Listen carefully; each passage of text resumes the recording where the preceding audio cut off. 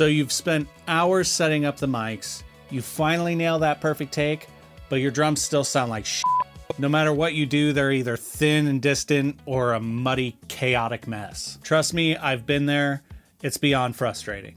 And it feels like there's some secret that the pros know that you don't. But what if there was a secret and it had almost nothing to do with buying more expensive gear? In this video, I'm going to give you the foundational map that completely changed the way I record drums. And no, this isn't about some magic plugin or $1,000 mic. It's about using what you already have the right way to get a clean, punchy, and professional drum sound every single time.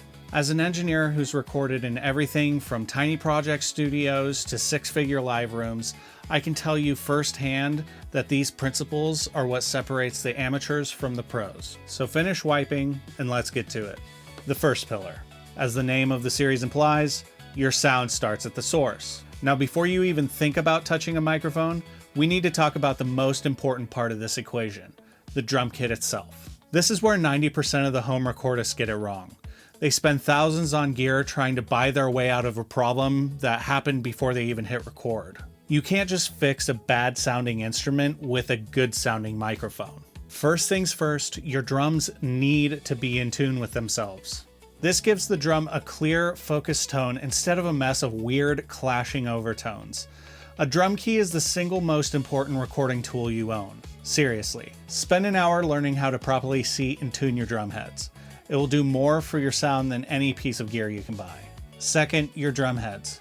If your heads are old, dented, or totally dead, your recordings will sound dull and lifeless. It's that simple. New drum heads are the cheapest and most effective upgrade for your entire drum sound. A fresh set will give you attack, tone, and sustain that your mics are waiting to capture. You can't record a punchy tom sound if the tom itself doesn't sound punchy in the first place. Finally, kill all the little noises. Go around your kit and tighten anything that rattles, squeaks, or buzzes. Is your kick pedal making that annoying little squeak they do? Oil it. Does a cymbal stand rattle when you smack the floor tom? Fix it. Microphones are just ears. They aren't smart. They will hear every single one of those annoying little sounds and you'll drive yourself crazy trying to EQ or gate them out later. A great drum recording is just a recording of a great sounding drum kit. Get the source right and you've already won half the battle. Pillar number 2, the capture. Now that your kit sounds good in the room, it's time to actually capture that sound. The biggest mistake beginners make here is thinking that more mics automatically equals a better sound. In reality, it often just means more potential for phase problems, which we'll talk about later. The goal is to use a multi-mic setup to give you the maximum control in a mix. Let's start with the standard close mic setup. First, the kick drum. This is your low-end foundation. A great starting point is to place the dynamic kick drum mic just inside the sound hole of the front head. Aim it toward where the beater hits the other side. Moving it closer to the beater gives you more of that sharp, punchy click, while pulling it back gives you more of that round, resonant boom. In addition to this mic, you can always add another mic on the outside of the drum for more thick boom and low end. Next, the snare drum. This is the heart of your groove. The classic placement is a dynamic mic like the trusty Shure SM57, about 2 or 3 inches above the rim, angled down toward the center of the head. Now to get that crisp sizzle from the wires, we'll add a second mic underneath the snare, pointing up, mimicking the snare top mic. This will be crucial for what we discuss in the next section. Now with the toms.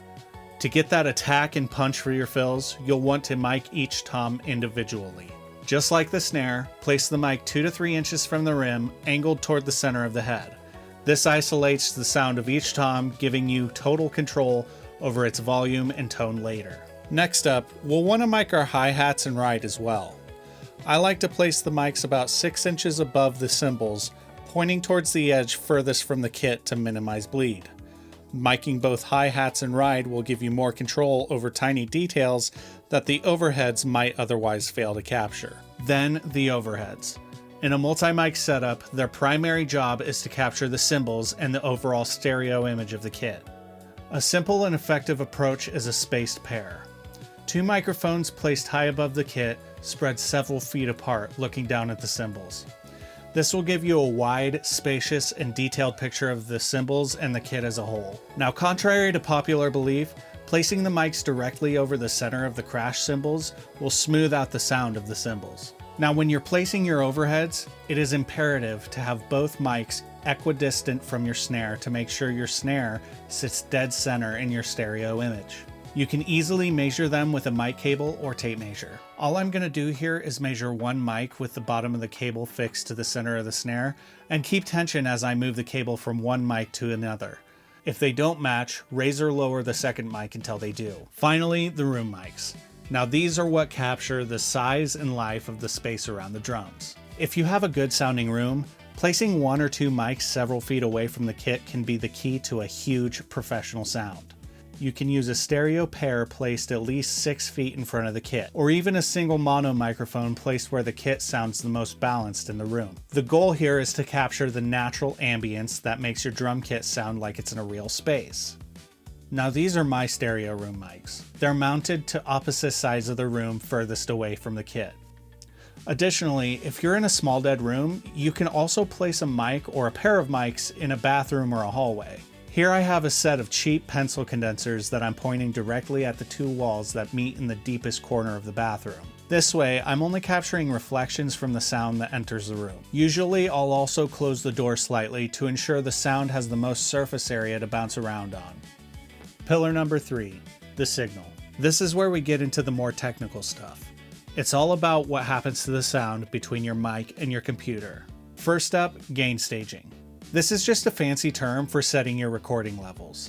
It's dead simple, but so important. If you set your signal level too low, you'll have to crank it up later, which also cranks up a bunch of unwanted background noise. If you set it too high, the signal will distort or clip, which sounds awful and is impossible to fix. Now here's the simple rule. Have your drummer play the absolute loudest part of the song. Watch the level meter in your recording software and set the input gain so the loudest hits are peaking well below the red zone, usually somewhere around -10 to -6 decibels. That's it. Now you have a clean, healthy signal with plenty of breathing room. Now for the big one, phase coherence. It sounds pretty complicated, but the idea is very simple. When the same sound hits two different mics at slightly different times, the sound waves can literally cancel each other out. This is what makes your drums sound thin, hollow, and weak. It's the #1 reason home recordings lack punch. The multi-mic setup we just used is a perfect place to demonstrate this. Remember the top and bottom snare mics? When you hit the snare, the top mic captures the sound moving away from it, but the bottom mic captures the sound moving towards it. They're mirror images of each other. Combine them and they'll fight. The fix is easy. Every recording program has a phase insert or polarity switch on the channel. Just click it on the bottom snare track and suddenly your snare will sound twice as full. Now you have to listen for this. A, B it. One will sound thin and weak and the other will sound full and punchy. Choose the full one. Always check phase on all of your drum mics, especially your room mics, to make sure that everything is working together to sound as big as possible. Pillar number 4, the room. You don't need a $1 million acoustically designed studio to get great drum sounds, but you absolutely cannot ignore the room you're in. A small, square room with bare walls is the enemy of good drum sounds. The sound waves will just bounce around and create harsh reflections that the microphones will definitely pick up. Now the goal is to control those reflections. You don't need to spend a fortune on fancy acoustic panels, especially when you're just starting. Move the drum kit away from the walls and out of the corners if you can. Throw down a thick rug. Hang some heavy blankets or sound panels on the walls. Use bookcases, a couch, anything that absorbs or breaks up sound. The goal is to deaden the room just enough to get a clean and focused recording. Once you've controlled the chaos, you can use the room mic techniques that we just talked about to capture the natural ambience of the space. This is how you add depth and realism to your recordings, but for some studios, controlling the chaos is the most important step. Now that we've covered all of our bases, let's hear how this drum kit sounds with proper tuning, good mic placement, and a well-treated room.